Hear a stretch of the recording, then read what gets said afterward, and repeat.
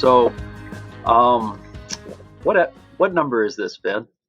We're on episode 54. 54. So this is episode 54 of On the Move, and joining us today is Nick Dowers. And are you at your ranch right now? You're in Nevada?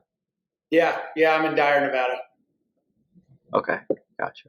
I was really stressing prior to this interview my pronunciation of Nevada, so make sure it was right.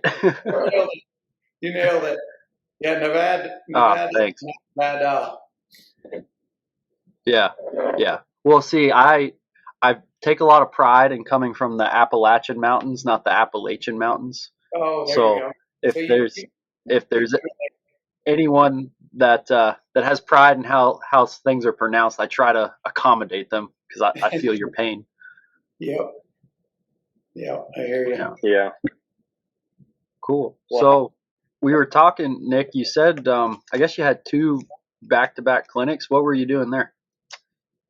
We call them Performance with a Purpose clinics, and it's basically a cow horse clinic, but I'll take the riders from where they're at and move forward. So I've got some people at these clinics that are showing currently, and then I've got others that have aspirations to show, and others that are more ranch type people that just want to make a handier horse. And that's kind of what we did. I had 3 days on, 1 day off, and we kind of rotated the people out, and then got another set of people in, and 3 days on again.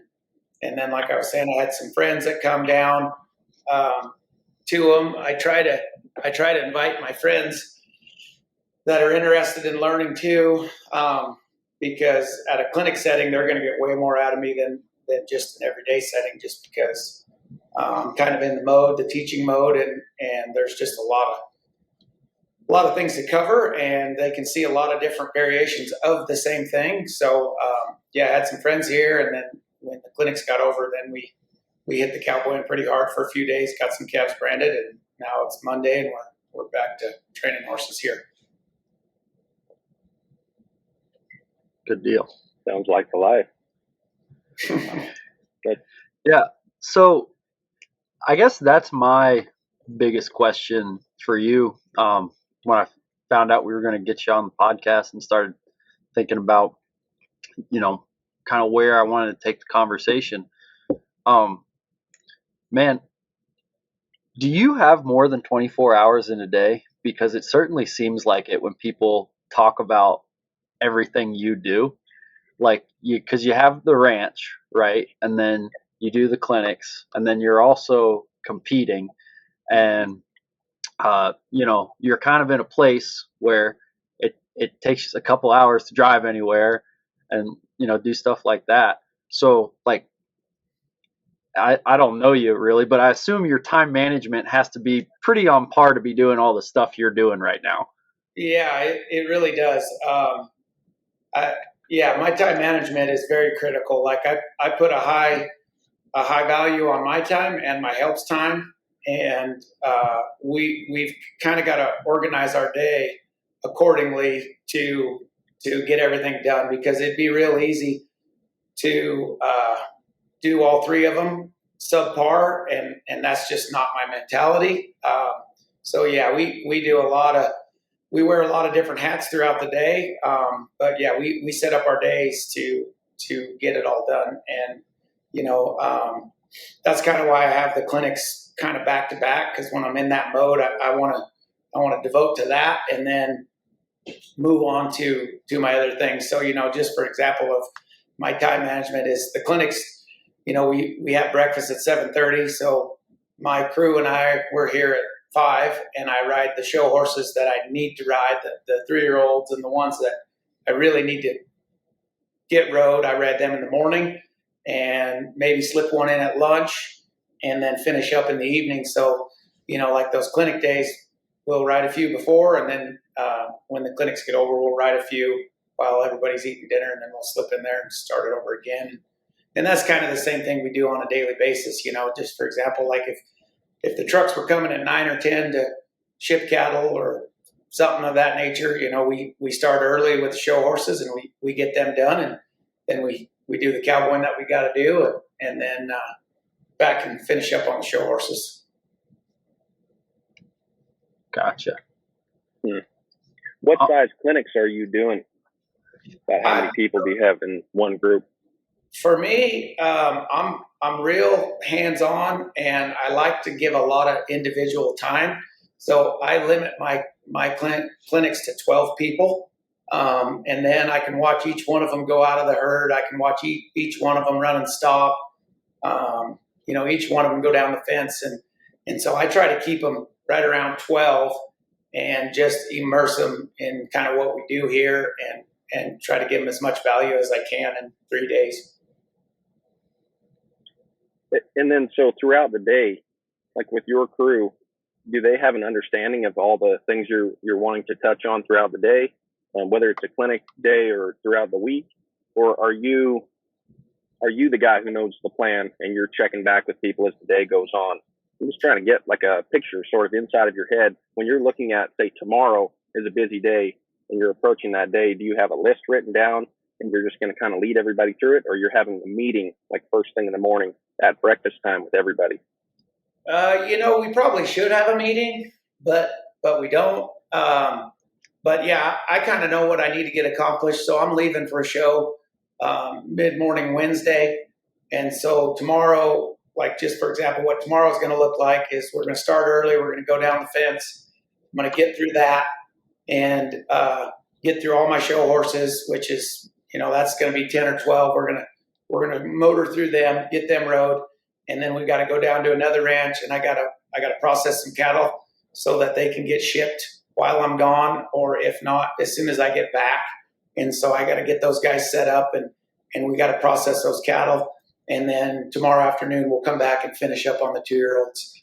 And then so yeah, I've got people here that'll go with me when we go to process the cattle, and then I've got other help here that'll stay here, and maybe that'd be a good time to exercise some show horses if they didn't get rode.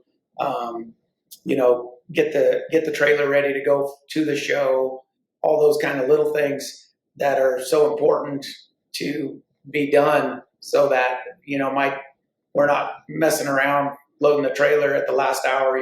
I've kind of got everybody's got their little role where they shine, and then we just try to organize it to where that particular person, if that's their role, then they go with me for that and different things of that nature. Wow. So you've got your hands full. That's got to be a well-oiled machine to have all those parts working together. Do you run into problems ever where, say, what horses you want to work in the morning before you have to go on to a new project and then pack up and leave or something, and then you get into working on a horse with something, and then you have to go to the next horse, but you really didn't want to put that horse away yet? How do you deal with that? Like knowing, I guess, when to quit, and if you can quit and move on to the next horse, so you sort of complete the plan you had ahead of time, but still working within the parameters of the fact that they're horses that need, a touch that's different for each one. Yeah, no, and that's something that with doing this for quite a few years now, I get better at working my horse and then trusting the process that I got done, and not second guessing it. That helps. And there is going to be times where, like just this morning, I worked my 3-year-olds, and I went ahead and worked them twice. I did a kind of more of a reining type deal, and then I did a light fence work, and then I switched around and I worked them twice, not because they were bad, but because that there's a lot of experience that they need, and there's a lot of seasoning that they need. And I knew that today I was going to have a little extra time. And so, like today I thought, I'm going to go ahead and give them an extra fence work, even though I was happy with the first one. But they've got to have quite a bit of experience there and have some runs under their belt and know the ins and outs of what's expected of them at any given moment. And so just to get them a little bit more experience, where I knew I wasn't going anywhere today because I had this deal this afternoon. I went ahead and worked them twice. So I'll do things like that. And then really though, if the thing about the ranch is it is a little flexible unless there's a truck coming. And so the horses are the number one priority. You know, like if I've got to spend an extra 10, 15 minutes on one to get where I like it and feel like he absorbed the lesson, then I'm going to go ahead and take that extra 10 or 15 minutes. The only time that gets a little tricky is, like I said, if trucks are coming or now that it's hot and we need to get out of there early because it's hot and we've got to get our work done before then it heats up, then I might just roll that one to the evening and ride that one in the evening if I can. And that's where, like I was saying, I've got help that'll stick around here. So once I get down there, like tomorrow, where I'm going to process those cattle, I'm going to text her about a half an hour, 45 minutes before I head this way. So then she can get the ones I'm going to ride. She can get them out, get them saddled, get them booted up, get them on the hot walker.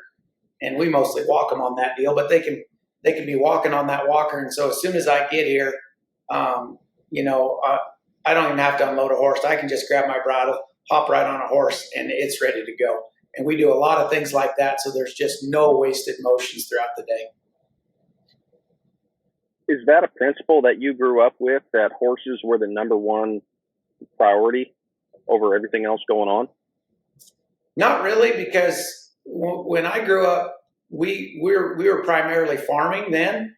And so when we were farming, the horses and the cows were more in addition to the farm and not the other way around. And so not really, because, I mean, I joke around, but it was true. I didn't know anything about training a horse till I was 19 years old. I merely rode them, and there's not a lot of handy people around here. And there was a few old timers that I'd pick their brains. But as far as making a horse broke, I really didn't know much about it till I was 19. So for lack of a better term, I just rode them, and they just helped me get my work done. And that was always kind of because I was on a tractor so much and farming, it was always just a good break to go ride our horses. But no, it was the farm was prioritized. Then we would use the horses to get our work done. But now that I've kind of switched more to my show horses, it's the other way around, where I decide what horses I'm going to take based on what the job's going to be and how it's going to help better those horses for the day. So, like for example of that is tomorrow, it's just going to be, we're going to get around those cattle in the feedlot. It's not going to be a big ride. I'm not even going to really need my horse because I'm going to be working the ground on the chute, and I'll probably just take a 2-year-old for that. Whereas if I was going to pair out some pairs or something, hold them up in a corner, I'd probably take a 3-year-old show horses. And so I really dictate what I'm going to ride based on the task at hand for the day. And then I can, like I said, I can put my horses kind of as a priority. And another thing that I do a lot is I'll take more horses than I'm going to need. And so by doing that, if I take a 3-year-old and we're sorting a bunch of pairs or doing something, and I really like where that 3-year-old's headspace is, and they're just being really good, I can always switch to another one, and I can kill 2 birds with 1 stone instead of, fatiguing that horse, maybe making it a little bit boring to where, I might lose a little bit of that connection where it's, enjoyable per se, because it turns into a big old day. And I'd rather quit them early and have another one to go to than stay on one too long. And like I said, where I'm the boss, I always set it up that way to where I've got more horses than I probably need. And there's a lot of times where I may not even get to that second horse or third horse, but I have them there if I need them. And then it works good. I can tailor it just for that individual horse. Yeah. Joe, I know I'm kind of hogging Nick, but I was really fascinated by what he was talking about, because that's something I struggle with a lot, is the idea that the horses are a priority. Just because of the way that I grew up, we had so many things going on just to get by that riding a horse didn't seem like a priority at all in life. So now it's kind of a mind warp try to wrap my head around the idea that actually riding the horses is the priority. A lot of other things that on the surface look like progress are like totally unimportant if the schedule isn't kept with the horses that need to be ridden. And so I was interested to hear you talk about that, because it's been a struggle for me. And so hearing your organizational routine, that little bit kind of helps me go, aha, I could implement that. That kind of helped me out. Yeah, and the tough thing about horses is whether you rode them or not, when you drive by or somebody else drives by and looks at them in the corral, they look the same. So it's not like building a fence. You can look back at the end of the day and say, oh man, I did that. You know, we know what we got done with a horse, but just, casual passerby, it doesn't, it looks like the same horse. And so, to get that, that's kind of hard too. It can be, the changes are pretty small, and it's just a confidence change, not a maneuver change. And so, just believing in what you do right there and what you accomplish is, I know it gets easier for me as I go through the process over and over again. Yeah. Well, you build more faith in the process, right? Yeah, for sure. Because it's just more and more evidence that, work that time. Yeah. So if it's never worked for you before, it's almost like a gamble to you a little bit. Is a leap of faith more than anything. Yeah, that's right. That's right. And then, like I said, it just gets easier all the time because and picking the horse for what I'm going to do for the day too, like you do something once and you're like, ooh, I thought that was going to help. And I overexposed him or whatever it is. And just knowing how a particular day can really help a horse is really big, and picking your string for the day. So I don't know a ton about rein cow horse. It's very interesting to me, but just being someone who grew up and still lives on the East Coast, it's just not very popular here. You using your show horses for ranch work, is that kind of normal, or are you unique in that? I'm an outlier in the sense because most training deals are in urban areas. Like pretty much all the main trainers, the upper level open guys, they live in Weatherford, Texas, Scottsdale, or maybe in California, and they just don't have the access to the things that I have the access to. So pretty much, I would say I'm an outlier in that sense.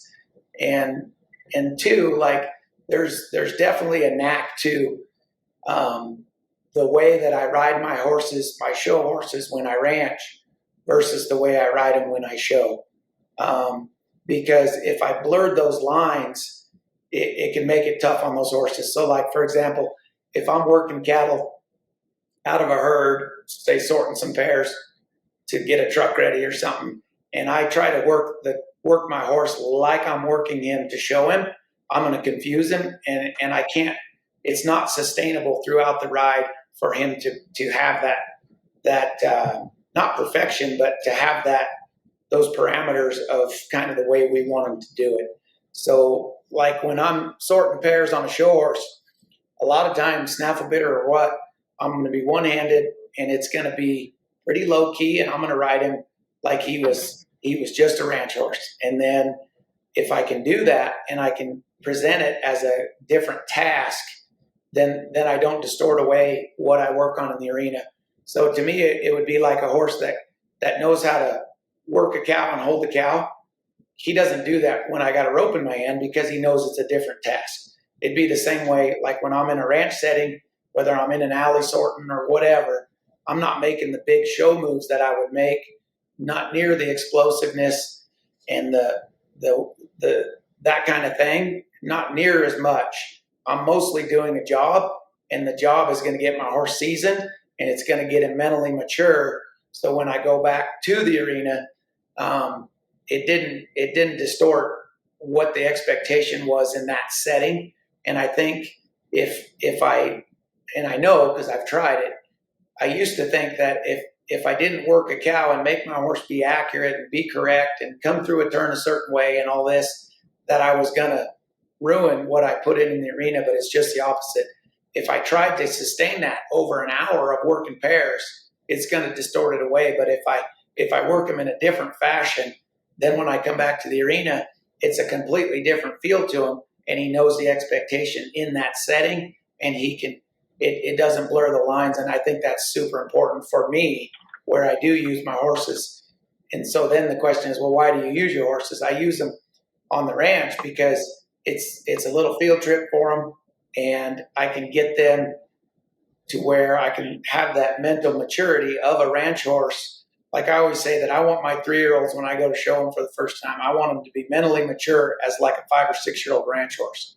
Does that mean that, they're going to do all the things that a 5 and 6-year-old ranch horse can do? No, but just the little things of going to a new spot, being in, the chaos of cows bellowing and going nuts and all those things, that they can stay mentally mature to the situation and be there, be with me, and get confidence from me what I'm doing, even though it could be a stressful situation.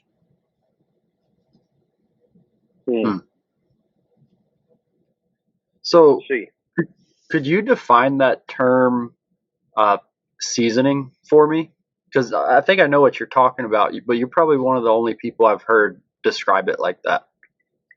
So to me, seasoning would be where you have a horse that no matter kind of where you put them, as far as like a location, you go to a different location, like I said, maybe the cows are all stirred up because you're weaning calves or anything like that, and they're just right there with you, and they're locked in to what you're doing, and they wouldn't rather be any other place. Where they're broke enough that they'd rather be right there with you than back at the trailer with their buddies. And there's no ulterior motives. They're just really, really broke to the fact that this is what we're doing, and I'm going to stay hooked and stay with you through the day.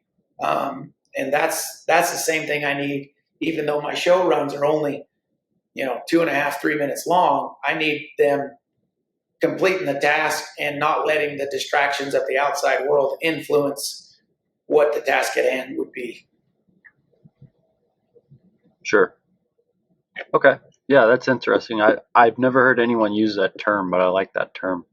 Yeah. So I'd like to go a little more in depth into what Joe started asking you about, in terms of where you sit compared to other competitors.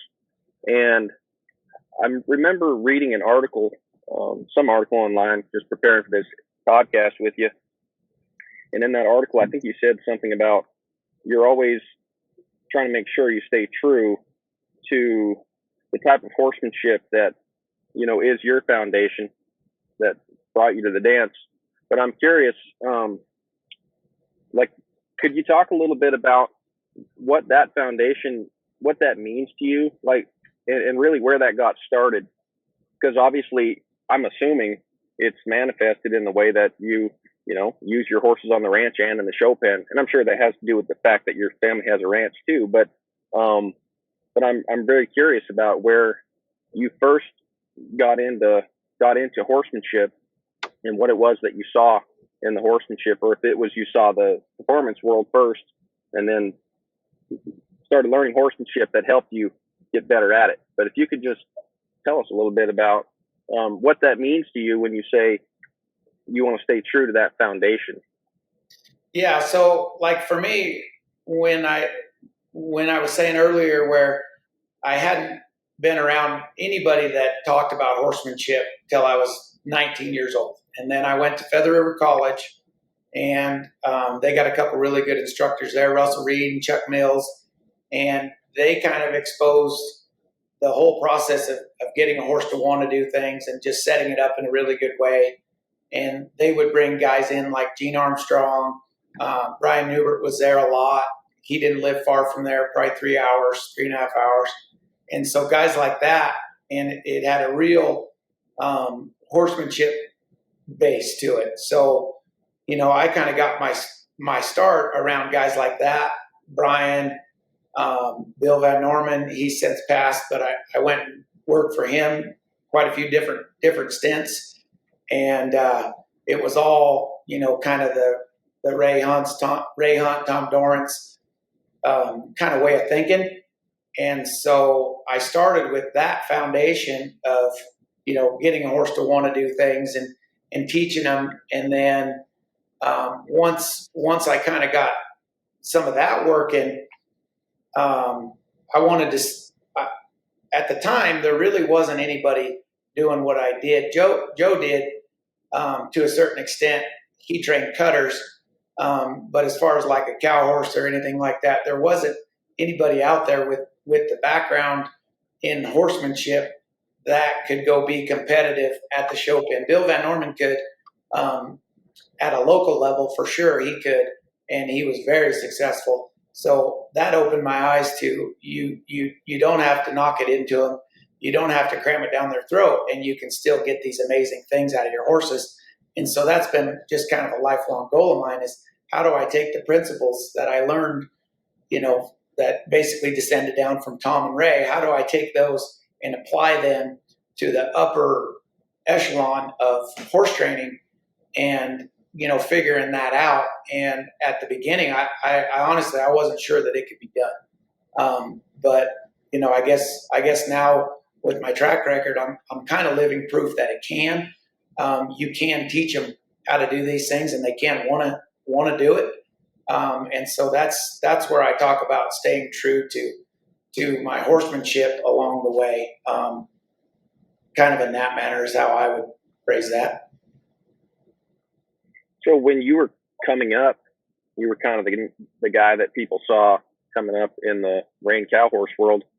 Did you, and you don't have to name any names or anything, but did you feel any opposition to that way of thinking? Well, I don't know that there was opposition to it, but it was hard it was hard for me to believe in it early. Not necessarily believe. I mean, so I'll give you an example. So like say I was at the Futurity one of the first couple times I was there, and I ran my horse down and he just drug his butt, and it was good.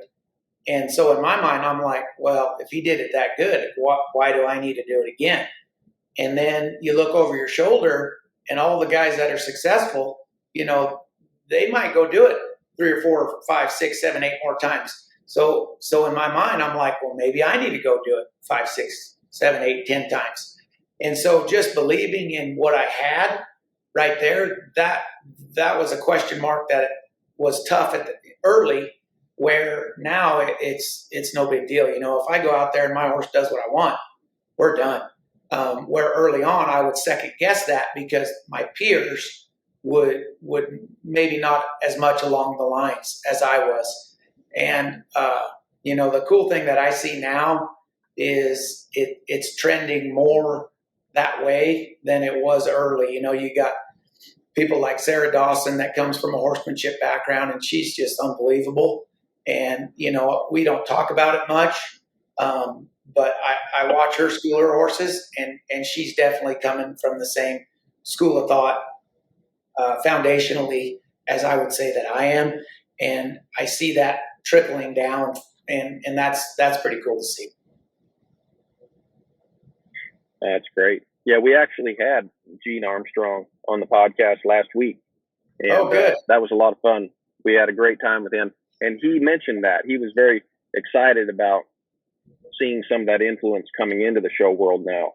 And he talked about that for a little while. But I'm sure it's much in part to folks like him and yourself and people penetrating that world. And it is easy to, I know for myself, it's easy to think I know what's right, but then you get around enough people. They're not malicious or anything, but they're just saying a narrative enough times, and you feel like you should follow. You should fall in step and do what they're doing, because enough of them are saying it. It can be kind of hard to just know what you want to do because it's right, and I don't know, just do your own thing, even if no one else does it too, for a while till it catches on. Right, and that's what I would say. It would be more, you know, like it's not. I'm not even saying that they were doing what worked for them, and it was a little different process for them than it was for me. And they knew what they needed to do to be successful, and where my deal might have been just a little different. It was hard to believe in that without producing it kind of over and over. And like I said, now it's a lot easier. But it wasn't even necessarily that they was doing anything that didn't need to be done. It was just more for their program than mine.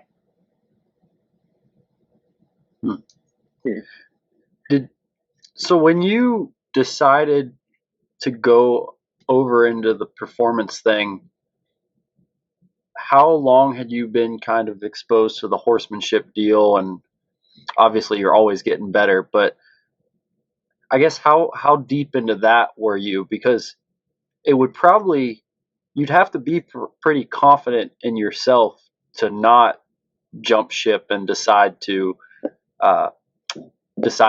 maybe try what the other guys are doing, Right.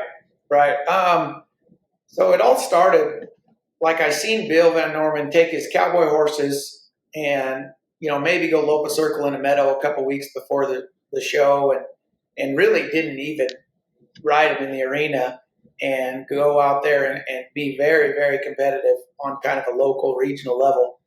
And so it was probably about 2006, 2007 where I showed my first horse when I was working for Bill. I showed him at the Elko County Fair. And, it was just kind of a series of goals. And so like when I first started this horsemanship deal, I thought it'd be neat to, be able to teach a horse how to spin. So once I got a horse to kind of spin around there, I thought, okay, this is cool. Now let's see if I can, test myself at a local level. And then that was the Elko Fair for me. And then from there, it's like, let's see if I can test myself at a more of a regional level. And then I did that. And then now let's go national. Let's go to the Futurity.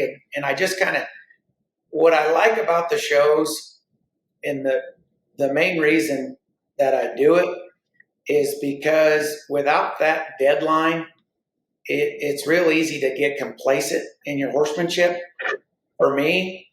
And so I like having the fact that I'm going to have a test in 2 years. I better get this 3-year-old broke enough that I can pass this curriculum and be successful at it. And so I like the showing because it keeps me sharp and it keeps the motor running. Like I feel like I grow a lot more through show season than I do through the winter when I'm just kind of getting them trained. When I know that test is coming, it challenges me to look for new ways to do things and to take things to the next level, but trying to keep that horsemanship principles and all that stuff, stay true to that and take it as far as I can take it, and just maximize the abilities of my horses and the abilities of me as a showman. And it's just never ending, and I like having those tests. So that's probably why I show, because it really hangs me out there, and I've got to be. It makes me accountable to what I do here and to my owners and to my horses, and it's just really fun when it works and comes together. Yeah, I really like what you're saying. Or like I could imagine some people don't like that kind of mentality around horses because they think that you're, not you, but someone saying that is pushing their horse to try to reach a goal at a certain date. But it doesn't sound like that's what you're saying. You're doing that for yourself. And I think, is that something, do you think some people have to be careful to make sure that they are setting a time limit for themselves to accomplish a goal, and not necessarily the horse? Because I don't know what you think, but I know from what I've learned, horses aren't the kind of animal or the being that you can put on a time schedule. But I feel like as a human, you can sort of put yourself up to a goal so that it helps you be diligent, work hard, and accomplish becoming a better horseman, and then your horse will be a product of that.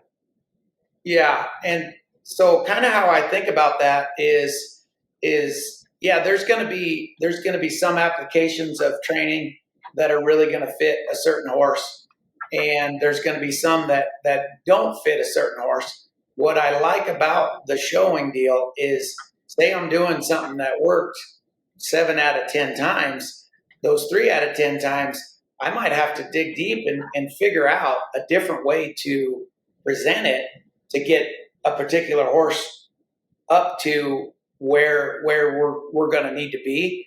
And that's what I like about it so much, is not that I'm making the horse be on my timeline, but if the horse is not on my timeline, I've got to dig deep inside and figure out what I need to do to help him understand it more, or whatever the case may be, so that we can still meet our goals together, and go on. Because I know if I don't, then I'll say, well, X, Y, and Z is working pretty good. He just needs more time in X, Y, and Z. And in reality, he might need it RT and M to get to there. And so it challenges me to adapt what I'm doing to get that horse kind of up to par, so to speak. Wow. Yeah. So how often do you feel stumped to the point where you have people that you can call, or like, do you ever just kind of hit a wall and just think, I don't know what to do right now?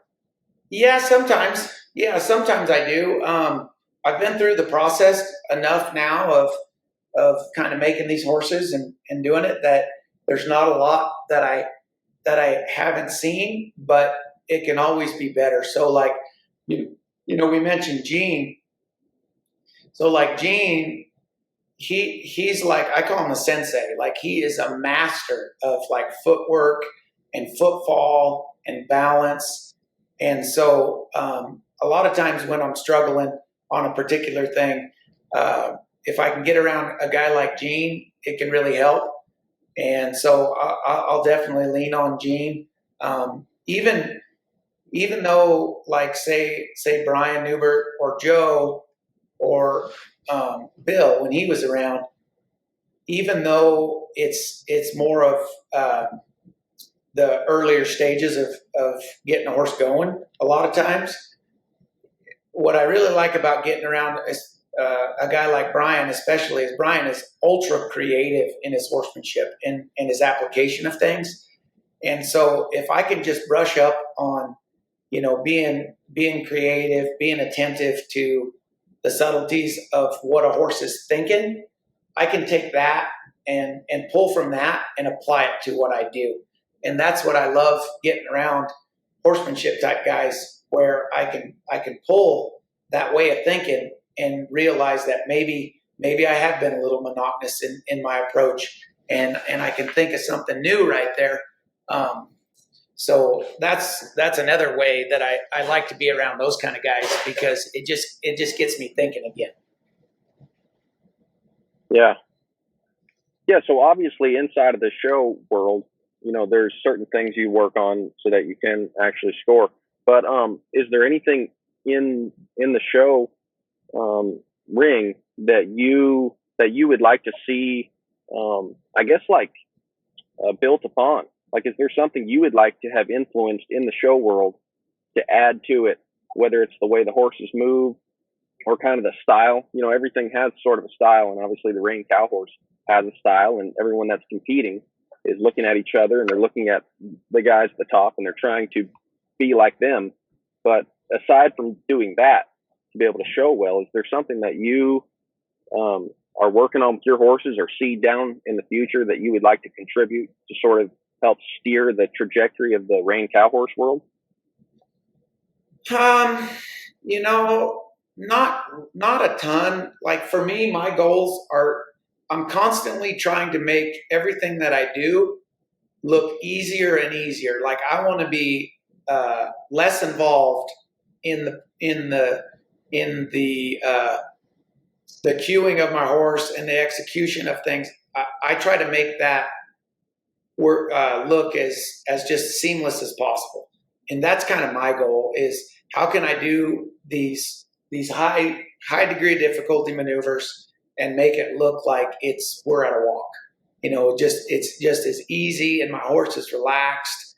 Those are my goals. I'm constantly pushing the envelope of doing everything we do on a looser rein with more mental connection to the maneuver, and where it looks like that horse is doing it without me, but doing it in the manner that is kind of expected of us. And because these horses are so good, and they're bred for it so good. Like, if I could get him to do it the way he was going to do it without me, it's going to look pretty dang good. And so that's my goal. Is I want to set it up, and I want to let his individualness, his naturalness come out, and I want him to make it look like it was just the easiest thing ever, even though it was extremely difficult. Not extremely difficult, but it's a tough thing to do, but I want it to make it look easy. So that's always my goal. How can I make an extremely difficult thing look easier all the time?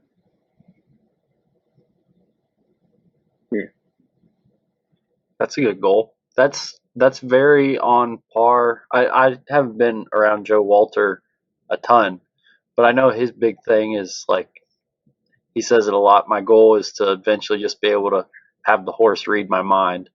Mm-hmm. Like, you don't cue him at all. He says that all the time. Is I just want to control him with my thoughts. So that makes sense. Yep. Yeah. And that's what I'm trying to do.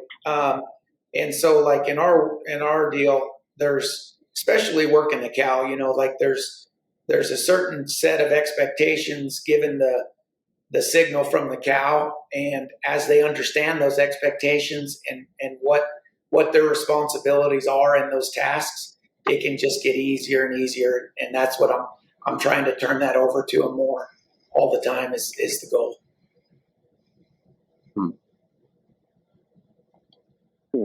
So when you first started, Nick, and actually, let me back up. Right now, you said you've got like 10 to 12 show horses in work. Well, is that kind of an accurate number? Those are the ones that are traveling and being shown this year. And then I've got, 8 or 10 2-year-olds coming up. But actually, the ones that I'm showing this year, there's probably, I don't know, 10 to 14 of them. Okay. And so how many of those, or is it all of them, are owned by other folks? Or are any of them your horses? Yeah, I've kind of set my deal up here, especially in the last few years. I own quite a few of those, probably, I don't know, probably close to half of them. And then I've got other ones that people put in training with me. So I've got a mixture of both. A friend of mine told me early on, he said, if you're going out on your own and you're going to train like this, try to own one all the time, and then you'll always have something to go show. And that was really, really valuable early in my career, because I always had a horse to go show. And, then I like to have something around that is mine, so I can have I can take them where I want to take them, and I can do what I want to do. I can play the long-term game. I can play the short-term game, whatever it is, I can sell them. And then two, now my kids are starting to show. I've got a daughter that's 15, a boy that's 12, and then another my youngest is 10. And so I'm keeping more around all the time so that they can learn to show on something that has been shown and kind of knows the deal, and they can help them through that. And then here pretty quick, they're gonna have to start making their own. Gotcha. So if you own about half your horses, it kind of sounds like, is that also sort of a unique deal compared to a standard rein cow horse setup? It is. And the other reason why I can do it is where, most trainers, their sole income is training horses. Where me, I'm diversified in the fact that, I've got the ranch, that I'm building equity in, and then I've got the clinics, and so where I can do 4 or 5 clinics, and that's essentially having 5 to 10 horses in training for a year. So I can keep my numbers down, and that allows me to do all the things that I want to do as far as the ranch, the clinics, and the show. And if I keep my numbers down and I do those clinics, that's a good little supplemental income to make it so where I can do all 3, because it would be tough to do all 3 if I had to just ride horses. Sure. Have you ever heard of a guy? We've had him on the podcast. His name's Aaron Bale. No. Yeah. So Aaron, he's down in Florida, and I think last year he was the highest American money earning show jumper in all of USEF. Yeah. So he's very big show jumper. But just something I thought was interesting was he's pretty unique in his game, in his world, that he also owns probably the majority of the horses he shows. Mm-hmm. So I just thought it was interesting. It's not like we're a showing podcast, but the folks we seem to be drawn to, they own their horses, it seems like. And he honestly, he kind of described the same advantages that you described. And one other thing he said was he's not going to go win 3 Grand Prix in a row and then have a horse taken away from him. Right. Right. He's going to be able to keep progressing that horse, and kind of like you said, not playing the long game. Yeah. But yeah, it was just interesting, the similarities between you and him when you guys were talking about the horses you're showing.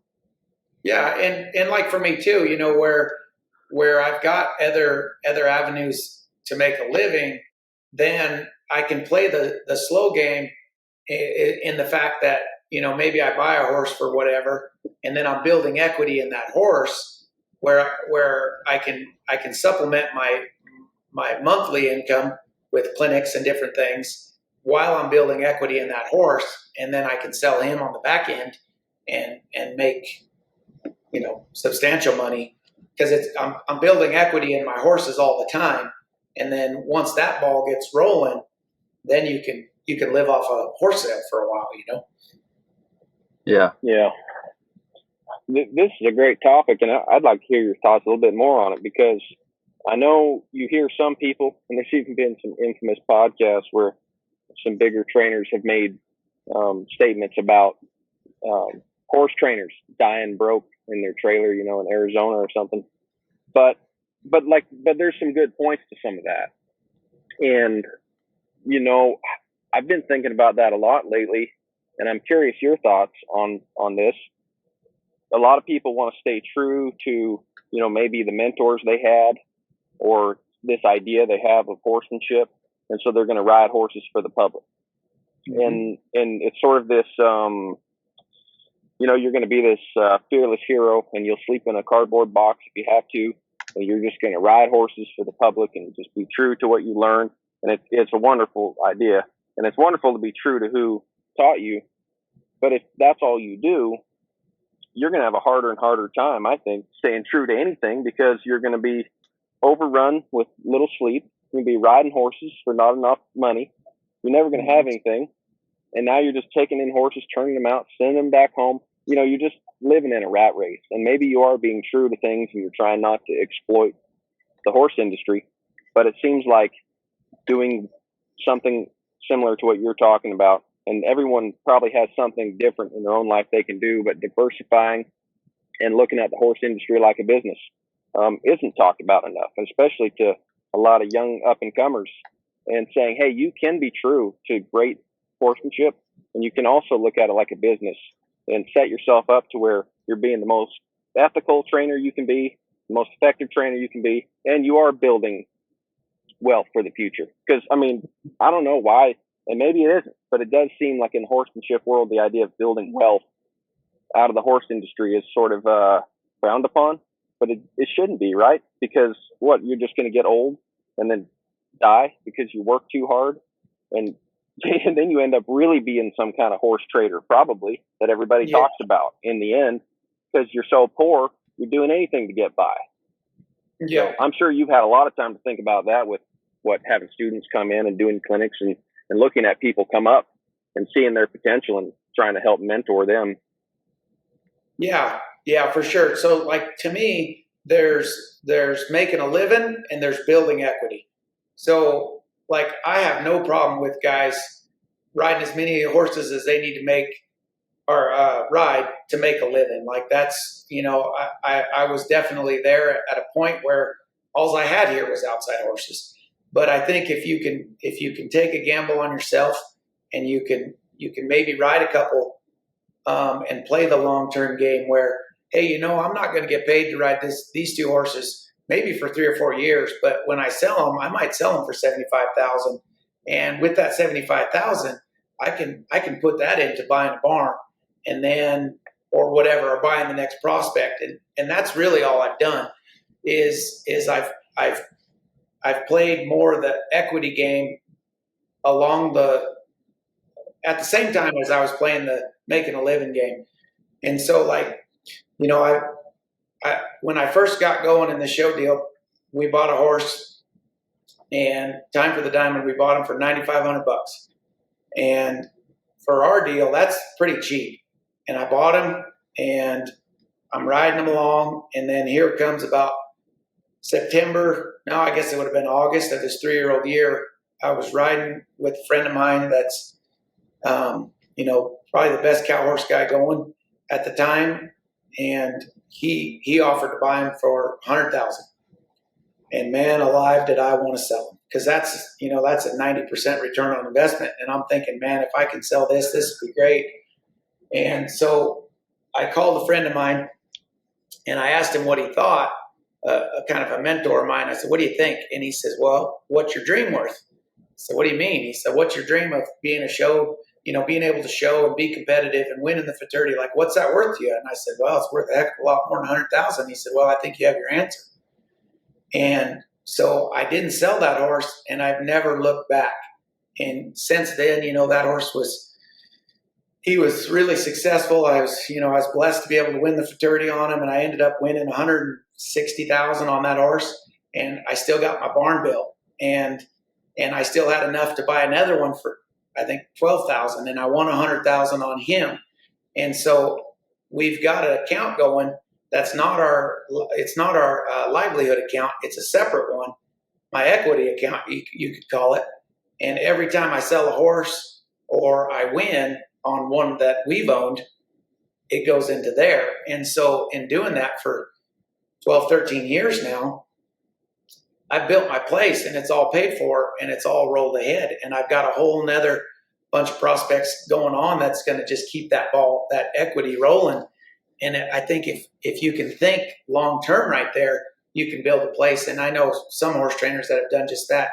As they're going, they buy a place instead of rent stalls, and they get that place built and established. And then when they retire, yeah, it sucks to sell your baby, but, they sell their baby for $1 million, $2 million nowadays. It's worth a lot more, and that's their retirement. So they're not just left with the last check of the last horse they rode that month. And I think that's really important.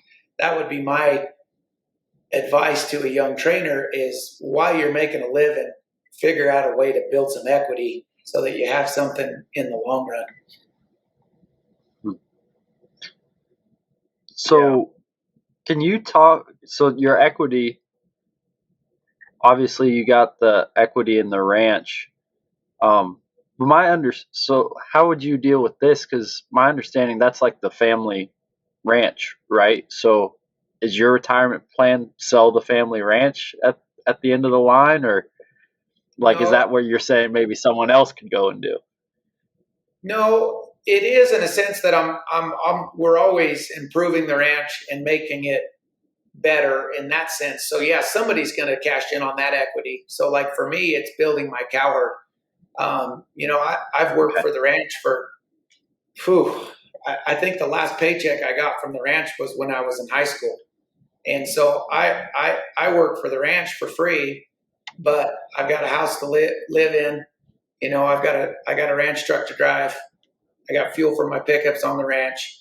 And while I'm doing that, I'm building my cow herd, my equity, so that, later on, that's going to be my retirement, so to speak, too. So I'm building the things that are going to last past me, and then my cow herd is gonna see me through my life.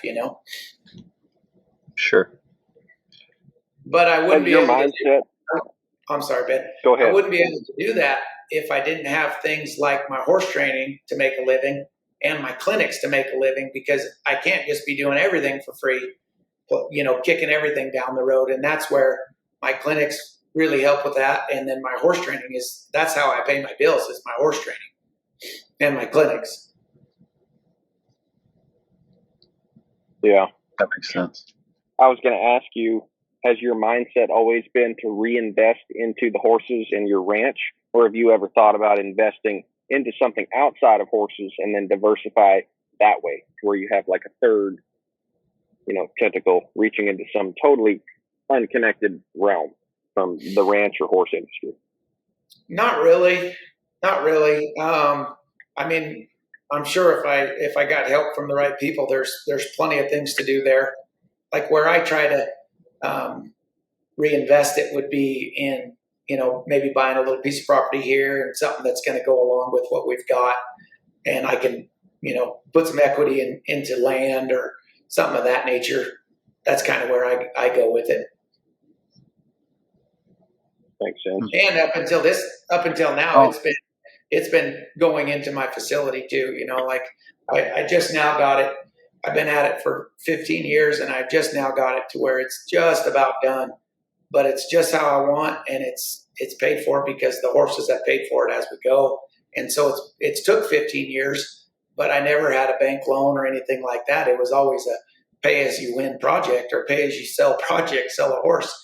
And so it's really nice to not have that burden over my back too. In the beginning, when you so were you training out of the ranch from the very beginning? Yeah. It started in a portable panels inside of a feedlot, and that's where it started. Yep. I just had a little round corral set up. Yeah.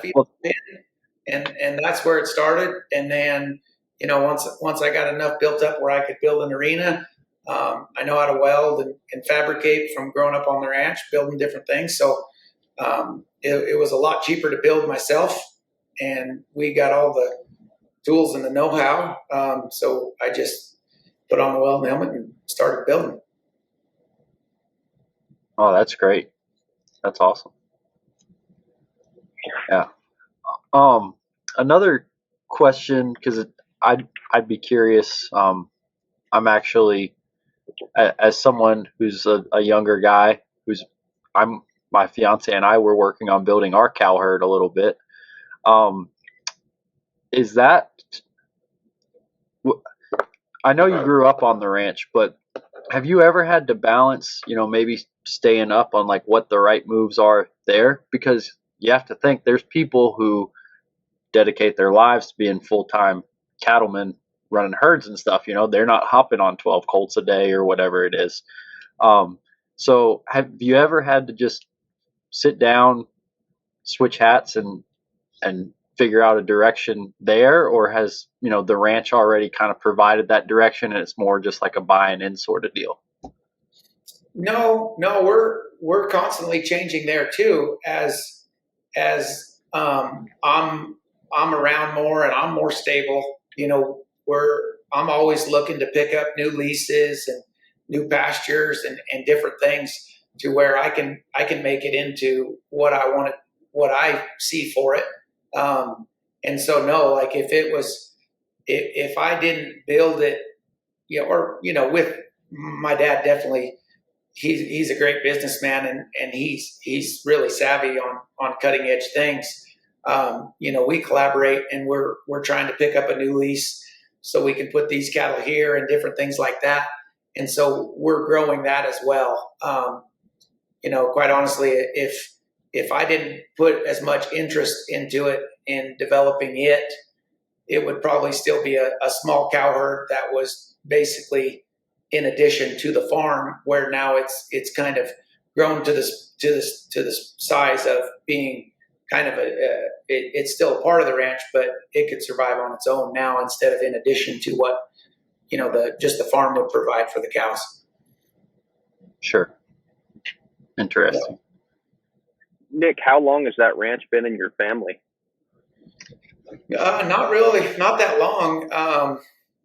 When we moved here when I was 5, and when I was a kid, we lived 5 and under. We lived in Oregon, and my dad drove a dump truck. Him and his dad, my grandpa, they had a farming background, and they got him on some hard times, and he literally, he drove a dump truck. That's what he did. He was doing what he could, and my grandpa come down here for something and seen some opportunity, and we built it into what it is now from scratch in my lifetime, along with my brothers and sisters. It's kind of the American dream in a sense, where we come from nothing, and now we're doing all right, and we're getting things, and just having that my dad and my grandpa are really good businessmen, and they treated people right, and they built relationships with different people, and it's been able to grow. And so it's really awesome. And so basically I've taken all the things I learned about building the business growing up, developing the farm, to my horse training. And I've been able to carve out a little something for me, and my brother's done the same thing, except for he's got Napa part stores. He's got a handful of Napa part stores, and he's taken it into that, started from scratch and built it up to what he's got. And my sister and her husband, they've built a farm here too. So I think just being around my grandpa and my dad, and just watching how they conducted business and built relationships has made it just kind of seamless for me to take that and take it into my horses. Wow. What did your grandpa do? Go ahead, Ben. I was just curious. What did your grandpa do? He's passed away now, but he was here on the farm basically till he passed away. Oh yeah. But what line of work was your grandpa in? Or maybe you just said, I might have missed it. Before I was born, I think he sold insurance for a while. I knew he grew up in ranching, and then he sold insurance for a while. And then like I said, they had a farm up there, and they had some hard times, and they ended up selling it or whatever happened. I don't really know. And then he's always kind of been in farming though, and they've always liked cattle. And like when you've got a farm and you've got cattle, you can run your cow a lot of times cheaper because you've got rained on hay, or you've got bad hay, and you can kick it to them cows and things like that. So we've always kind of had cattle around, and then I was kind of the first one that really took an interest in the cattle and horses. Yeah, go ahead, Joe. I'm sorry. Well, I was just going to ask, you talked about the importance of relationships and how your dad kind of taught you that. And, probably when you're starting out, you mentioned you're kind of in a rural setting. You're different from a lot of your peers in the cow horse world. If I'm kind of a patron of the Rein cow horse deal, and I've got some 2-year-olds to send to somebody, how do you convince me to send them to Nick Dowers in Nevada, then, maybe down the road in Weatherford, Texas, where I can go check on them every other day or something like that? Yeah. Was that a challenge for you? Because I imagine that would be tough in the beginning. A little bit early. A little bit early. And once you've had some success in the show pen, geographically, I don't think it really matters as much as it did prior to having some success. I remember early on when I was first getting ready to kind of hit this deal full throttle, somebody I knew said, if you're going to pursue this thing and expect to be a top trainer, you're going to need to move to one of them places. And I remember I never said it, but I remember thinking, yeah, right. Watch me, like, I think it's kind of like the old Field of Dreams. If you build it, they will come. And if your track record is strong enough, it doesn't really matter where you are. And, at the beginning, just in order to make a living, I would need to take kind of all comers as far as horses. I'd take anything you want to send. I'd do my best to train them and go on with them. Where now, where I'm a little bit more stable, I want to invest my time and what we do here to people and owners that want to invest back into me and my program. And I got a really great set of owners, and they're just as happy to see me win on one of mine or one of theirs, or maybe another owner in the barn. It's a team success. It's not an individual success. And so, like, as I've built relationships with owners over the years, I really try to align with people that are team oriented, not individually oriented. And it seems like if we're on that page, it's just a matter of time before it's their turn. If you have a horse in and you have two bad shows, and maybe it was just whatever happened and they jump ship, they might not, if they'd have stuck in it for a couple more shows, it probably would have been their turn. And so I really try to surround myself with people that are invested in the team, in the program, for the long haul. And it seems like it's just a matter of time before it is their turn. Yeah, that's great. Well, I think it's like that in any business, but especially the horse world, the people that are truly successful, you have to be good at forming quality relationships, because there's just no other way around it. Yeah. And it's the same way with like my shoer and my veterinarian. I've had the same shoer here for 12 years. I've had the same veterinarian for the same amount of time. So it is, building those relationships, and, it is simple stuff. Like, pretty much every time I send my horses, they got to drive 7 hours one way to go to my vet. And it's just, the horses get back the next day, and just send them a text. Hey, that horse feels great. Appreciate what you guys do. Boom. Just building those relationships to where when I'm in a pinch and, they're booked, they'll say, hey, let's find a way to get Nick's horses in, because he really appreciates what we do. And I do. Yeah. And so just building those relationships to where, they feel value in being a part of the team. That's super important to me. So you said your vet is 7 hours away? 7 hours one way, yeah. Yeah.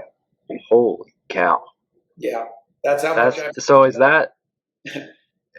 Yeah. That's because it's a heck of a vet, not because that's how remote you are.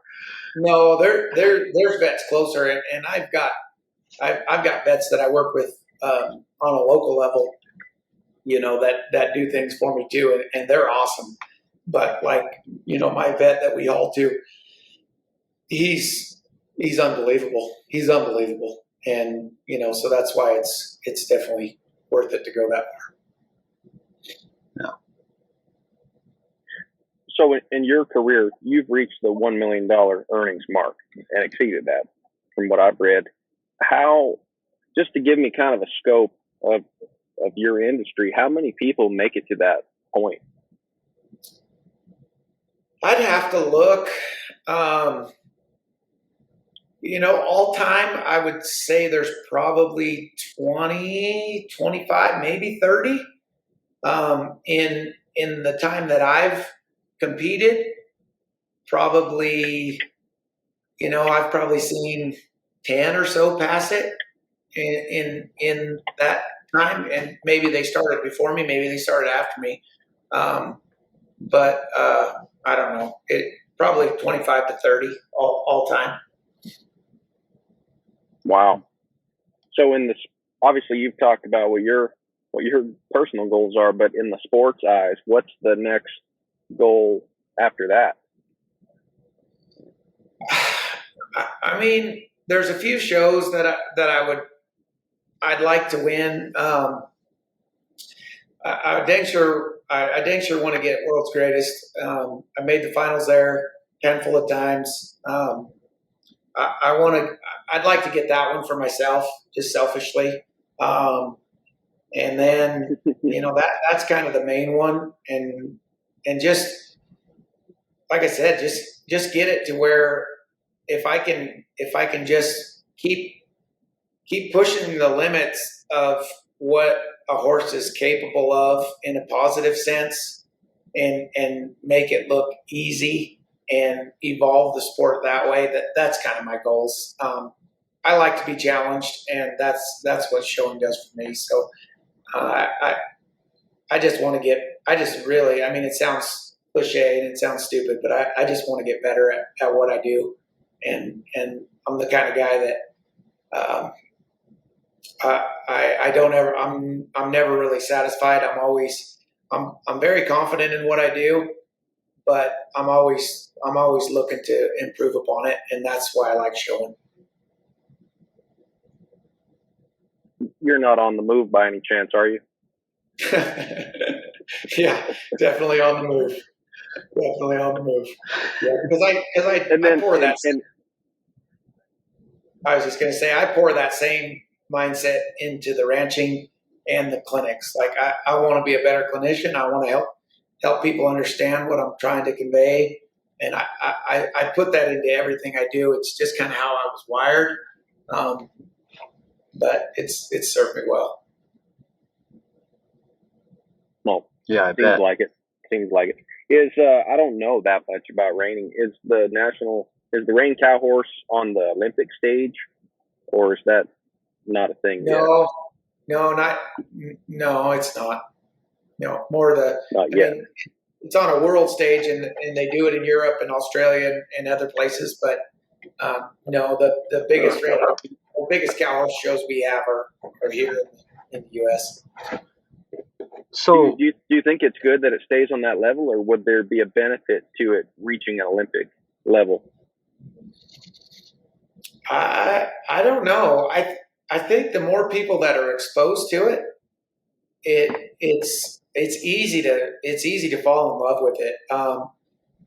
I think the more people are exposed to it, and that's what having some of them bigger shows in Texas have done, and shows like Yellowstone that have clips of our shows and things like that. Because man, it is an exciting event. That fence work, if you've ever been to a live event and watched the fence work, I mean, it is exciting. And so I think the more eyes we can have on it, just the bigger it's going to grow. And I think that's what's happened over the last few years is we're getting more eyes, and it's getting more popular and just getting bigger all the time. Yeah. Yeah. Well, I was going to say that, Ben. Sorry, Joe. What? No, you're good, man. You make a good point, because at least to me, and this is, again, growing up as a kid on the East Coast and not really being in that world, it seems like, Nick, you kind of like timed getting into reined cow horse really well, because it seems like, those last 12 years you've talked about, it's kind of exploded. Yeah. And maybe I'm wrong, but like, obviously you work really hard at what you do, and no one's going to question that, but talk about right place, right time, man, because you're riding this reined cow horse wave and it's going everywhere. Yeah, for sure. And that's what keeps me challenged too, because man, I always feel like if I just get another year of experience, then I'll be able to separate, and it'll get easier to win. And then about the time you think that, these new guys come up, and it just constantly just gets moved forward. And man, I tell you, it's funny to say, but because I don't feel like I'm that old, and I'm only 41, but man, those young guys are hungry and they're coming. And so it's up to us veterans, I guess you could say, even though I'm only 40, but we've always got to keep evolving, or we just get passed up. And I think that's what's as I look around in the business and see people, it's very admirable, the ones that always have 2 or 3 in the finals year in and year out. I don't care what they do at home. They've got it figured out, because you can't bluff your way into making the finals at every major event in the open year in and year out. You've got some good stuff working, and I got a lot of respect for those kind of programs.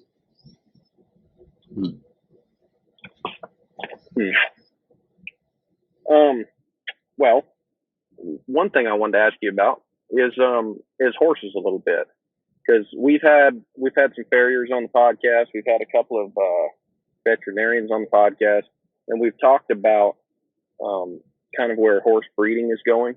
But you're a guy, you're on some of the best horses, and you're all around that. So I'm sure part of why the sport's getting better and better is because the horses are getting better and better.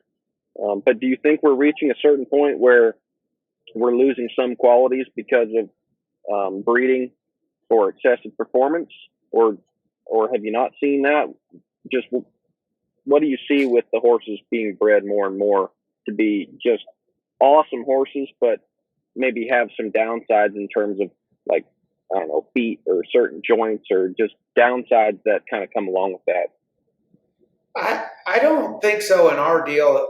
In the cow horse deal, I only see it getting better, and it's starting to separate itself more into its own niche, where even like 5-10 years ago, you could take a good cutter prospect, like a straight cutting horse prospect, and you could make a lot of them into really good cow horses. And what I see now is our deal is getting so good that you almost need, there's got to be some cow horse in that breeding somewhere, or a stud that has proven that he can sire cow horses, or it's just not going to work. Like, you used to be able to take a reining horse, teach him how to work a cow, and be competitive, and now there's no way you can do that. You can still bring some like straight cutting bloodlines, and they can still cross over, but I just see it getting more specialized to where they're bred for the cow horse. And because it's really hard to have a horse that works a cow like ours does, resembles the cutting horses, and then stop in the reining resembling a reiner. It's really specialized. And I think as far as like structural things, if they were a horse that maybe wasn't structurally where they needed to be, those horses don't tend to be the horses that are evolving the breeding game, because they kind of weed themselves out early. Like, if you've got a horse that maybe has small feet and thin soles, he's going to show signs of that early. And anybody that has any thought about that, they're not going to push him to the point of pushing through the pain to get shown. And so those horses go on to be a breakaway horse or whatever. And so I just see it getting better. The horses that we breed, structurally and mechanically, they're what we want, because they're the ones that hold up and physically move in a manner that is conducive to it. And so the cream tends to rise to the top. So this might be kind of a dumb question, but if you were looking at a 2-year-old as a prospect you were going to buy, would you, an unstarted 2-year-old, would you just go off of his papers to know that he was going to be a good cow horse, or would you have to see him around cattle to know if he was going to be a good cow horse? How would you pick that out? Yeah, so I buy a lot of yearlings, and that's kind of how I get the horses that I'm going to train. A lot of times, I'll buy them for myself, or an owner will say, "Hey, I'd like to buy a horse to go to show next year or to put in training," and so I'll go out and find these yearlings to buy. And so like if I'm looking at a horse, a lot of times I want to go off my gut first. And so I'll go to a lot of times the best place to buy a horse for our deal is in the 2-year-old or the yearling sale at the Futurity. And so it's really good because I can walk down the stall and I can look at 100 of them, and I can there's only going to be a handful that just really catch my eye. And so if they catch my eye, then I look at the papers, and then I want to see if there's cow horse somewhere.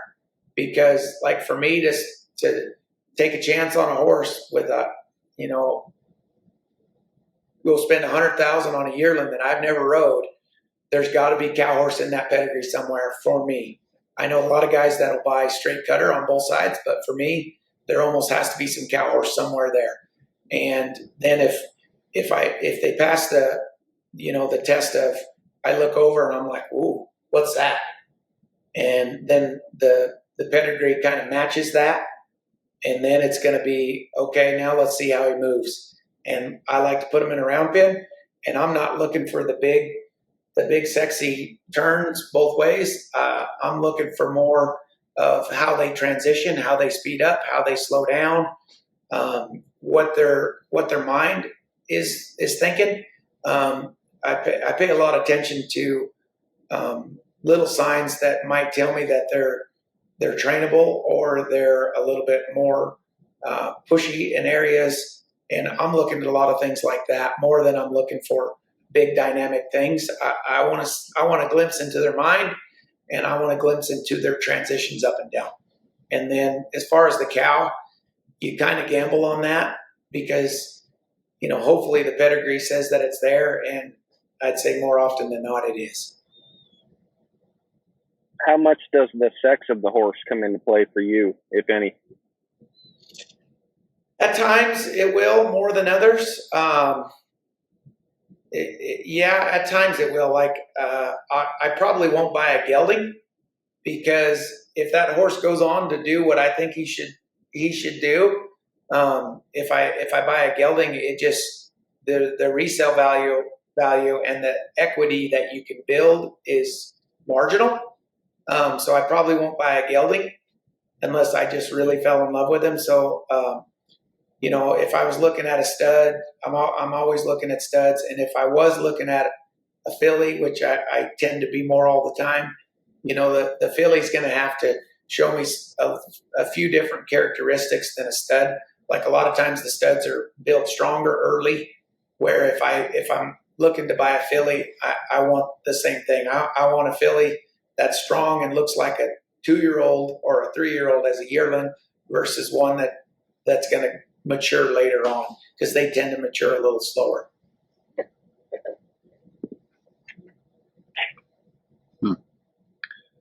So does that mean that, like, at your ranch now, are you keeping studs and breeding there? No, I don't breed here, but I've got quite a few studs. I've got some older ones, Time for the Diamonds here, Republic Cats here. I've got some older ones around.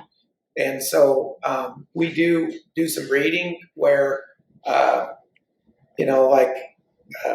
got frozen semen on the one stud kind of in the bank. And so I can ship that out through the year.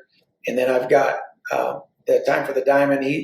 We got some fresh semen on him where if I've got somebody that really wants to breed to him, and I've got him in training again now, I'm kind of actively showing him. So if somebody really has one, then we go down to Vegas and they collect him and ship it right out to the mare. But as far as breeding them here, the only ones we breed here are some pasture breed, and I've got another stud that I've had some success on, and I pasture breed mostly ranch mares to him. Gotcha. So when you're going to these deals, you were talking about 10, 12 horses, and now your kids are showing stuff. What kind of rig or what kind of convoy do you have set up to get to these things? Yeah. Because that sounds like a lot of logistics, like, I don't know, moving half your ranch to wherever the competition is going to be. Yeah. I got a big, nice show trailer, triple axle show trailer, that's got all my show stuff inside of it. and I can haul 7 or 8, 9 if I really wanted to. Usually I go around 7 or 8. And then because my horses are so used to being in the stock trailer, I just take a stock trailer for the remainder. And so we'll throw a bunch of geldings or maybe 3 or 4 mares and then divide them off. And so I take a show trailer and then a stock trailer with it. Oh, okay. So not too terrible then. No, because I can fit, like I said, I can fit 7 or 8 in the show trailer and then that many in the stock trailer as well. So usually that gets me enough. And then it goes back to too, making use of my time. So like if I'm going to be at a show, I want a full plate of horses to ride, even if I'm not going to show them, because I don't want to waste any time while I'm there. So even if they're not going to be shown that show, to keep them going and not have 2 weeks off, I'll go ahead and take them, and then I can make plenty good use of my time while I'm there. How big of a support staff would you bring to a show normally? It depends on the show, but a lot of times I'll have 2 employees, and then my family's there, my wife and my 3 kids. And, the kids, they help a ton now, especially now that they're older, warming up horses, cooling them out, bathing, stalls, all the stuff that goes on behind the scenes. Like, I swear everybody else does all the work and I get all the glory because I get to go in there and show them. But I mean, it takes a village. It really does. Yeah. Huh. That's awesome. That's pretty cool that your whole family's involved with the deal. I'm sure that's pretty special. It is. And it just gets more, the more that they can do as they're older, it's getting more fun all the time. I mean, not that it wasn't fun, but it's a lot of fun, whether it's going to a show or, brandings and just all the stuff, it makes it a lot of fun. Are your kids involved in school sports in addition to riding? Yeah. My son plays basketball and my wife's actually the basketball coach in middle school. So we do that.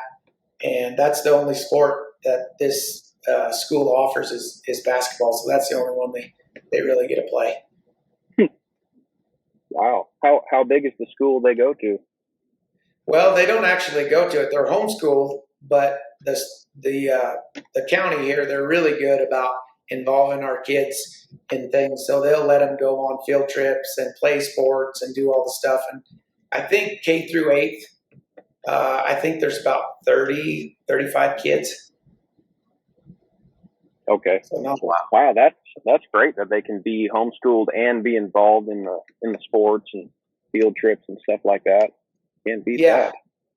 Yeah, the school is really great about that. Yeah, they're really good. And like I said, my wife, she coaches the basketball team, and so we're involved with the school quite a bit, even though they homeschool.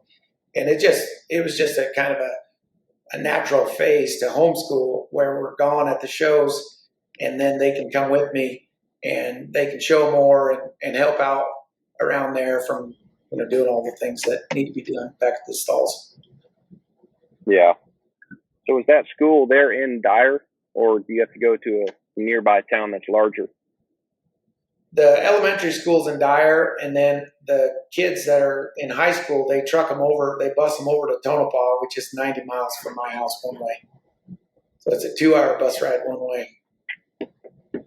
Wow. That's a haul. Yeah. Well, then I feel like I heard that you had some kind of like crazy because you played baseball, didn't you? Someone told me you played baseball at some point. Yeah. And you had some kind of crazy schedule to do all those practices. Oh, it was nuts. So I went to school and I played football, basketball, and baseball. And so I'd get on the bus at 5:30. And then after practice, they ran a separate little activity van. And then I'd come home after practice. And so I'd get on at 5:30 and I'd get home about 8 because I was the first one on and the last one off because I live at the end of the valley. Dang. Yeah. Poor bugger driving the activity van. Yeah. I learned how to sleep anywhere. Wow. Yeah, I bet. So were you doing much horse riding back then when you were playing sports? Just what was on the ranch. Just if I needed to move cows or whatnot, I did that. As far as training anything, no, I just used them. Yeah. Oh man, that's cool. Did you ever have dreams of being a pro athlete? I mean, you are a pro athlete, but a pro athlete, throwing a ball or catching a ball. I mean, I think every kid that plays sports did. But my decision got made up real quick. I went to Feather River College and they had that horse program. So I thought, oh, this is perfect. I can go there, I can ride horses, and I can play baseball. And once I went to sign up for classes, the coach is like, you got to pick one or the other. And so I was smart enough to know at the time that horses were probably going to be my livelihood, not baseball. So that was the end of my baseball right there. Got shut down before it started. Wow. Yeah, it makes sense. Yeah, that's a real pivotal moment in the Nick Dowers saga right there, isn't it? Yeah. You could have been some like AA pitcher or something, Yeah, I think I was smart enough to know that I wasn't that good. Yeah. So with all the sports that you've done, because I know some people talk about that. They talk about doing the horsemanship deal and then getting into showing later. Obviously not to the level you have, but just people who maybe want to go and do their local deal. And something they struggle with is like the competition aspect and the preparing to perform and things like that. Yeah. And obviously it seems like you had a lot of success. Did the baseball, basketball, football help with that, where you could already kind of have a game face and just apply the horse stuff to that? Oh yeah, for sure. Yeah, no doubt about it. And I see the same thing. If somebody's kind of come on in competitive something and then comes to our deal, it's a lot. It seems like the transition's easier than somebody that's learning how to compete and learning how to show a horse. So yeah, I think for sure, just being under the gun and being under pressure and having to perform under pressure, as no doubt about it, has helped. And it's not like I don't work on it. I've definitely been known to read sports psychology books and learn how to kind of get that game sharp, because there's a whole another element to, training a horse is one thing, but going out there and thinking your way through a run and competing and executing is a whole nother deal. And I think there's a lot to that. Yeah. So last question. Well, no, I got one more after this. The last question deal is a dangerous thing, but you talk about, all these things that you've done and tried to improve in the ranch and your horse business and the clinic business. What do you feel like kind of drove you to do all this? Because you seem like an exceptionally driven person. Where does this work ethic come from, or where does this kind of yearning to be better come from? I think from my upbringing, I remember it was real easy to feel sorry for myself when I was young and all my friends were on spring break and I was building a pivot, or they would be going here and I had to stay home and work, and I remember being a little sour about it. But looking back, I mean, it was so awesome to have parents that, if I threw a little fit or I didn't want to do something, it was always work was always prioritized over fun. And if we got our work done, then we could go have fun if that was available. But work was always prioritized over fun, and that served me really well in life, and my brothers and sisters, because I feel like there is a certain amount where a guy needs to unwind and do that, but it's real easy to get complacent and not do the things you need to do for the sake of going and having fun, and just having the discipline. And that's what I feel like it is. It's just discipline to go do it when you don't feel like it, but you need to do it. and you just go do it.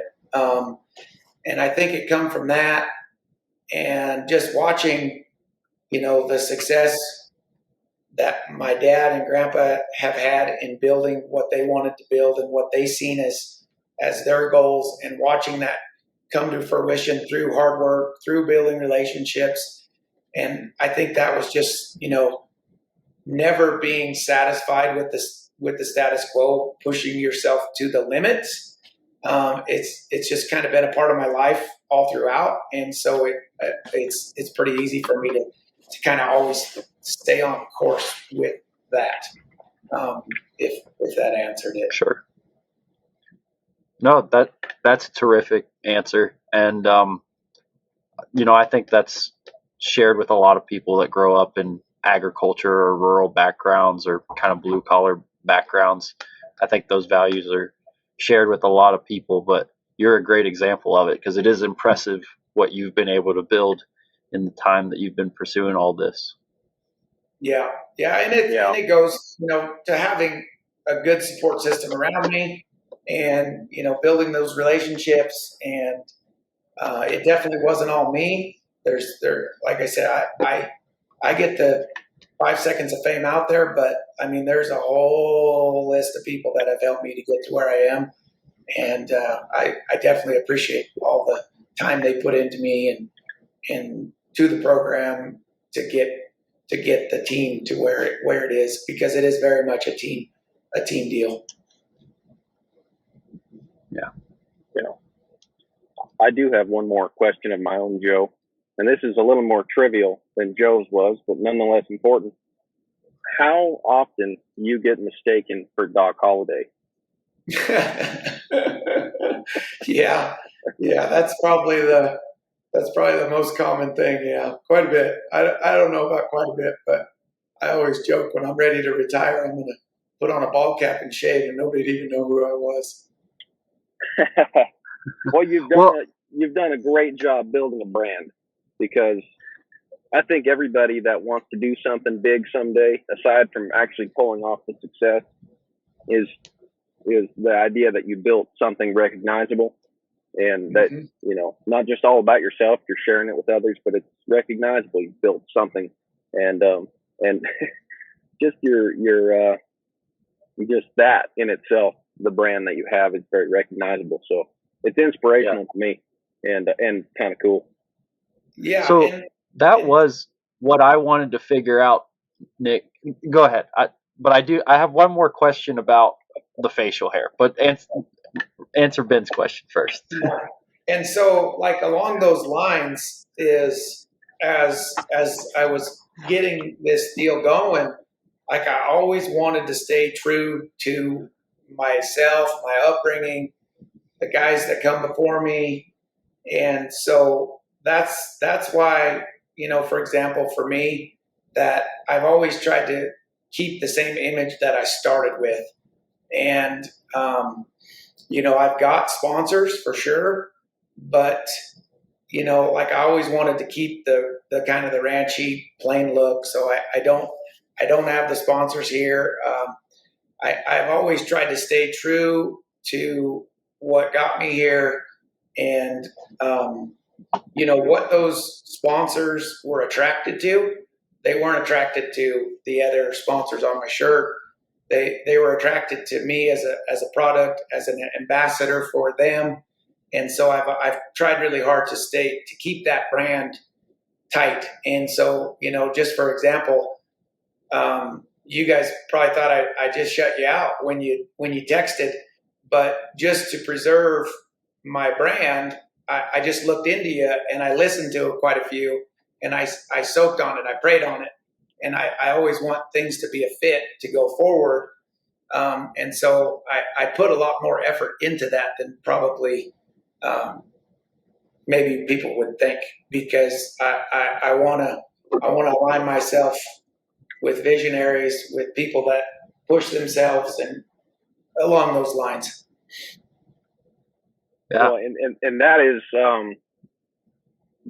that's a great example to us, because Joe and I are learning to do the same thing.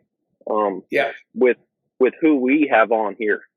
because Exactly. we understand that the, correlation is not always causation, but it sure looks like it. And, so we talk about that all the time,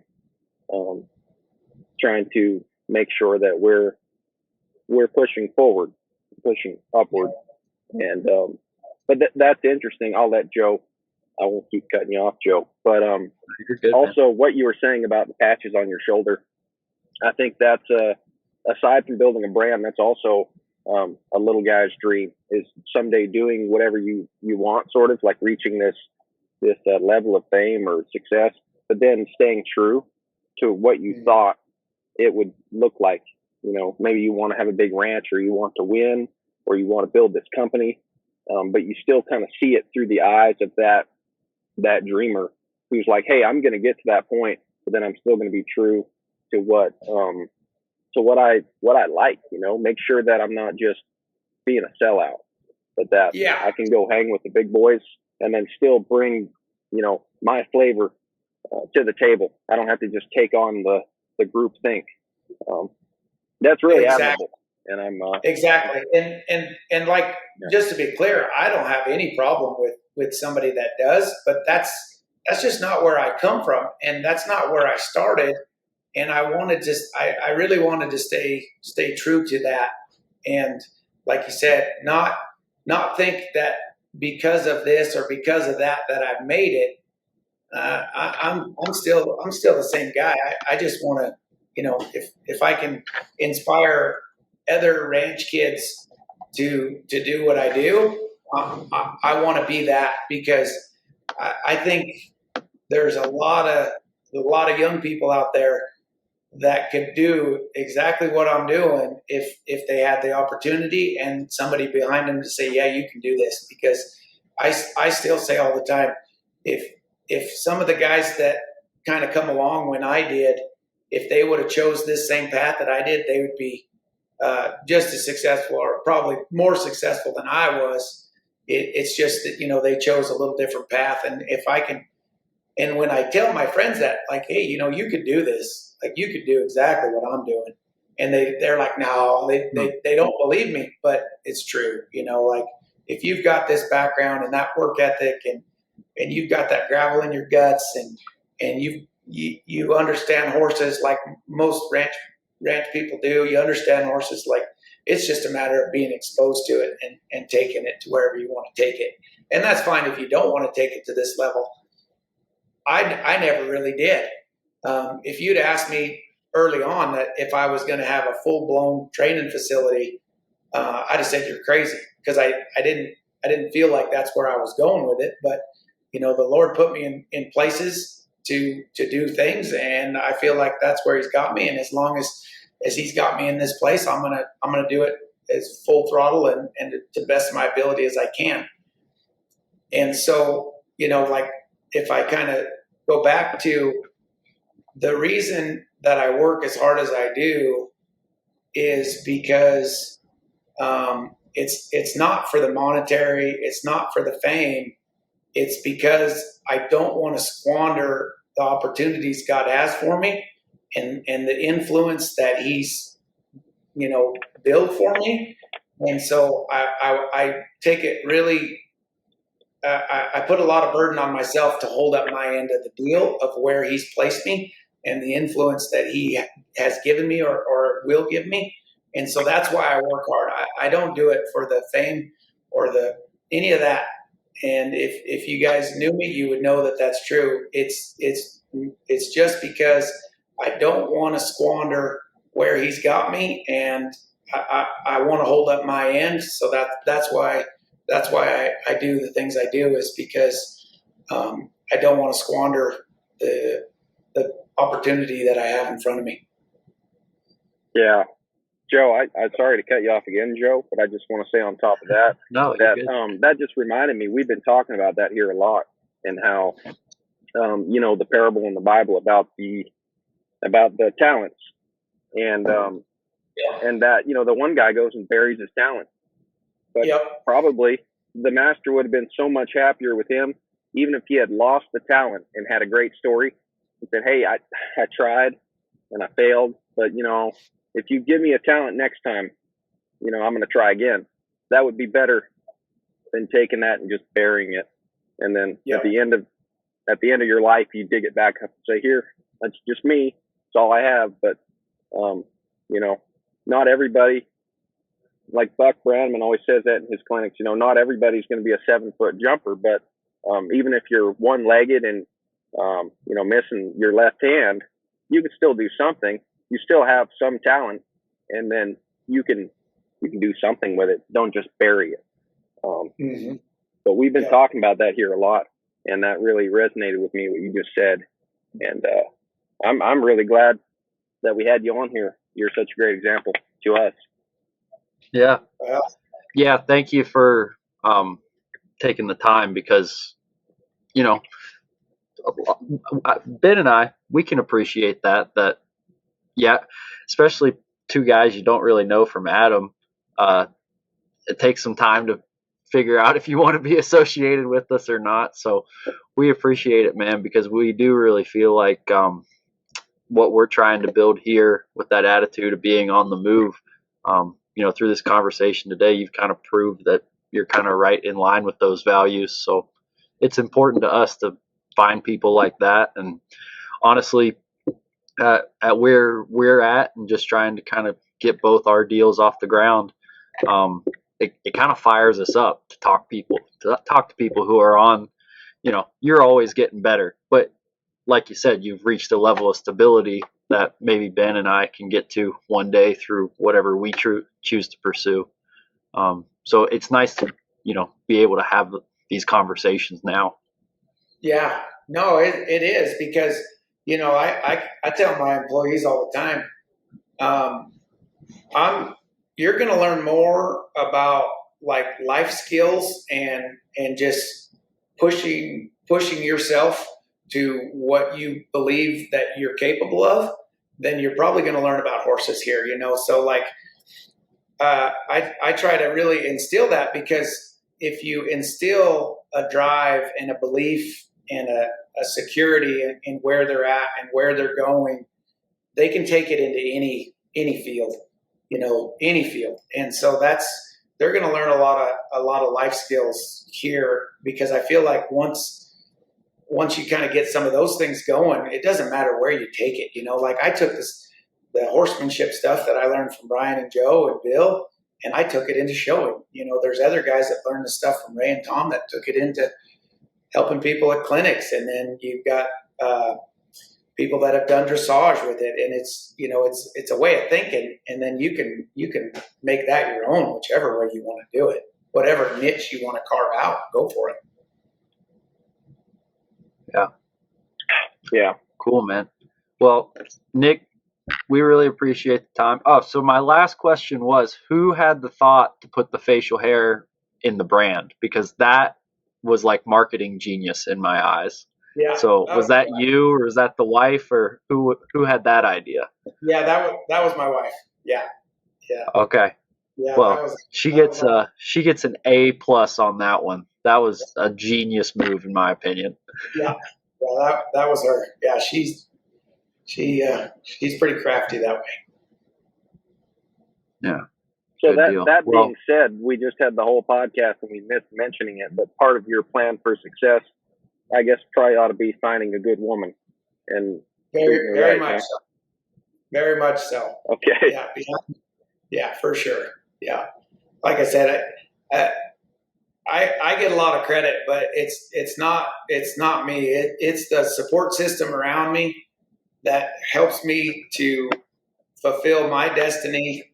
And it ain't me. It ain't me. It's everybody else that's behind me that helps me to get to where I get to go. And I think, maybe I get a little bit more limelight with it, but it ain't me. It's everybody around me, and it's where God has us all in our lane. And that's just, I couldn't do it without him, for sure. Amen. Absolutely. So, all right, that's a good place to end it. This is episode 54. Nick Dowers, again, we appreciate it, man. When's your next show? End of July in Tulsa, Oklahoma. End of July. Okay, good deal. We'll be looking forward to seeing how you do, man. But Okay. in the meantime, good luck on the ranch and all that stuff. And again, thank you for joining us. Yeah, thanks for having me. Appreciate it. Guys, keep it up. Awesome deal you got going. Thanks, man.